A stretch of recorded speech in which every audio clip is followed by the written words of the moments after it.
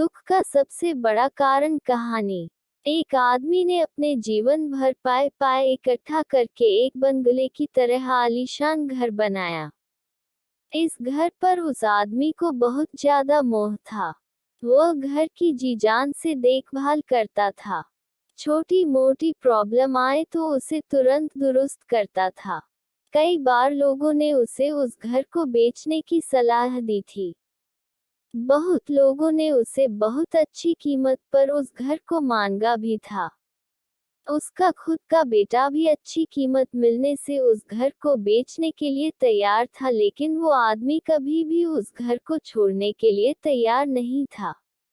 उसे जीवन में किसी भी और वस्तु से ज्यादा इस घर पर गर्व था, अभिमान था।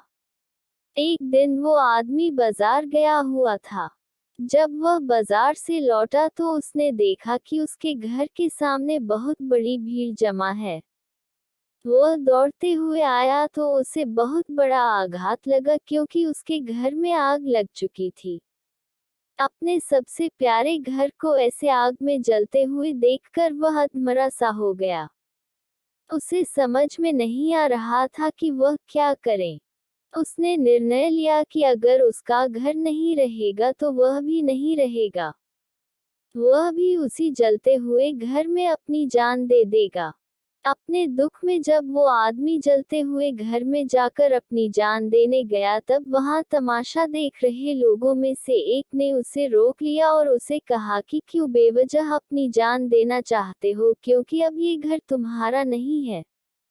एक दिन पहले ही तुम्हारे बेटे ने इस घर का सौदा किसी के साथ कर दिया था। जैसे ही उस आदमी को इस बात का पता चला, उसका सारा दुख खत्म हो गया। अब वह आदमी भी वही बाकी लोगों की तरह खड़े होकर उस घर के जलने का तमाशा देखता रहा। जब वहां पर उस आदमी का बेटा आया तो वह आदमी अपने बेटे के पास जाकर उसे कहने लगा, जरूर मैंने पिछले जन्म में कई पुण्य किए होंगे, इसलिए मुझे तुम्हारे जैसा बेटा मिला।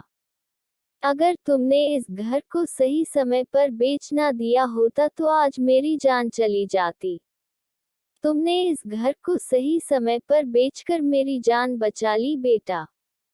बाप की बातें सुनकर बेटे का मुंह उतर गया। उसने बड़े दुख के साथ कहा कि पापा, मैं इस घर का सौदा करने के लिए जरूर गया था, लेकिन अभी इस घर का सौदा पक्का नहीं हुआ था।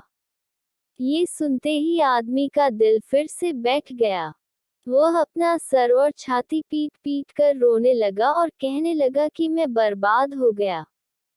पहले किसी और का घर चल गया ये जानकर जो उसे खुशी हुई थी, वह अब उसका घर है ये जानकर दुख में बदल गई।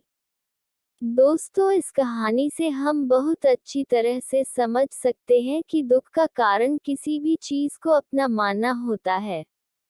जब कोई चीज अपनी है और वह हमें छोड़कर जाती है तो बहुत दुख होता है, लेकिन अगर वह चीज किसी और की है और उसके साथ कुछ भी हो जाए तो हमें दुख नहीं होता। श्रीमद् भागवत गीता में भी यही लिखा है कि किसी भी वस्तु को अपना मानना ही दुख का सबसे बड़ा कारण है, इसीलिए किसी भी वस्तु के साथ ज्यादा लगाव या मोह नहीं बांधना चाहिए। अगर हम ऐसा कर सके तो हमें जीवन में दुख भी नहीं होगा।